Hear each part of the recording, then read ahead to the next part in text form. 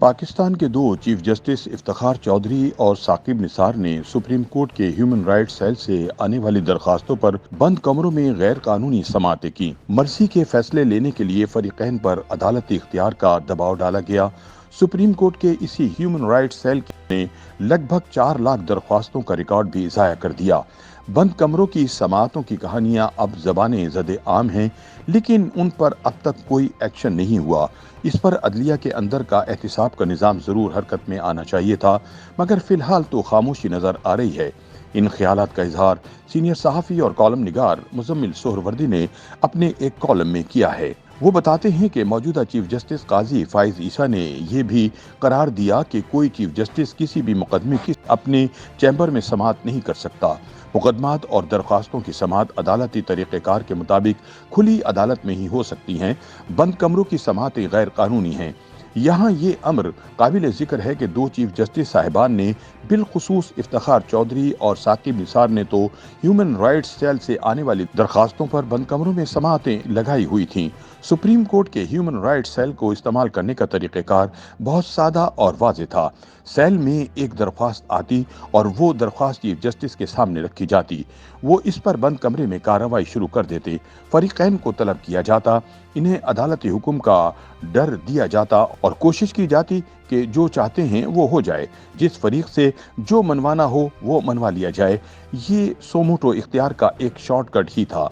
आप समझें, आप जिसका मसला हल करना चाहें, इसकी दरख्वास्त ह्यूमन राइट्स सेल में मंगवा लें और फिर एक्शन शुरू कर दें। कोई ऐसा कानून भी नहीं कि केस बराह रास्त सुप्रीम कोर्ट में मुकर्रर कर दिया जाए।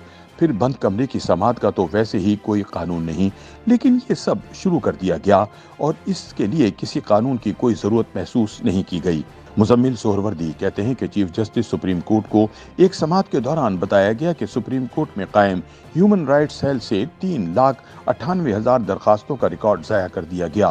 पेश नज़र रहे कि ये बात सुप्रीम कोर्ट के ह्यूमन राइट्स सेल के इंचार्ज ने खुद मोहतरम चीफ जस्टिस सुप्रीम कोर्ट को एक मुकदमे की खुली समाअत के दौरान बताई है।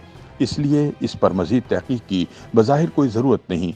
अच्छी बात यह है कि चीफ जस्टिस ने खुद ही समाअत के दौरान ये करार दिया है कि ह्यूमन राइट्स सेल की तश्कील गैर कानूनी है। इसको ख़त्म करने का ऐलान किया है कि नहीं, इस हवाले से इबहाम मौजूद है क्योंकि अभी तक इसको ख़त्म करने का कोई नोटिफिकेशन सामने नहीं आया। इसलिए जब तक कोई बाकायदा नोटिफिकेशन सामने ना आए, हम इस सेल को बरकरार ही समझेंगे। बहरहाल ये सेल अब इस तरह फाल नहीं है जैसे साबिक चीफ जस्टिस साकिब निसार के दौर में था।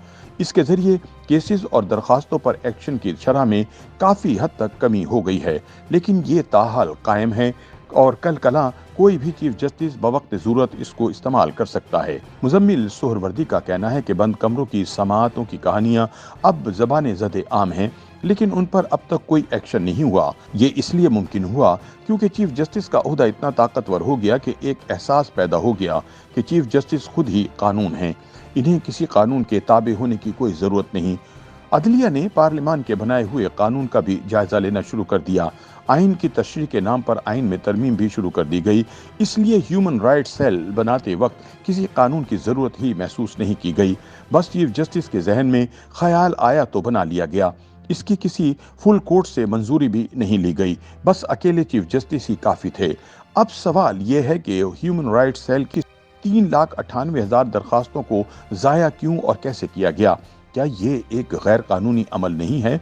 दूसरा सवाल यह है कि इन दरखास्तों पर क्या कार्रवाई हुई, इस पर क्या फैसले किए गए, किसको बुलाया गया, किसको नोटिस किया गया?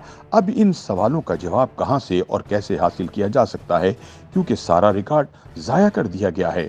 जब ये हकीकत सामने आ गई है कि लाखों दरखास्तों का रिकॉर्ड ज़ाया कर दिया गया है, तो इस मामले की इंक्वायरी तो होनी चाहिए, बल्कि इस पर FIR दर्ज होनी चाहिए ताकि तहकीकात का दरवाज़ा खुल जाए। अगर किसी आम सरकारी अफसर ने चाहे वो कितना ही बाअसर क्यों ना होता ऐसा किया होता तो वो कार्रवाई से नहीं बच सकता था। अगर कोई सियासतदान होता, कोई बाअसर सियासी हुक्मरान होता तो वो भी कार्रवाई से नहीं बच सकता था। मीडिया में तूफान आ जाता, लेकिन ऐसा कुछ नहीं हुआ। अदलिया और फौज दोनों का यही मौक़िफ़ है कि इनके अपने अंदर एहतिसाब का एक मुकम्मल शफाफ निज़ाम मौजूद है, इसलिए वो खुद ही अपने लोगों का एहतिसाब कर सकते हैं। اگر یہ مان بھی لیا جائے تو لاکھوں درخواستوں کا ریکارڈ ضائع کرنے پر عدلیہ کے اندر کا احتساب کا نظام ضرور حرکت میں آنا چاہیے۔ فی الحال تو خاموشی نظر آ رہی ہے۔ YouTube پر گوگلی نیوز دیکھنے کے لیے youtube.com کی سرچ بار میں googly news T V type کریں۔ گوگلی نیوز کے پیج پر سرخ رنگ کے سبسکرپشن والے بٹن پر کلک کرنا نہ بھولیے۔ YouTube پیج پر اپلوڈ ہونے والی ویڈیوز سے باخبر رہنے کے لیے بیل آئیکن پر کلک کیجیے۔ آپ کو ہر نئی ویڈیو کے بارے میں نوٹیفیکیشن موصول ہو جائے گا۔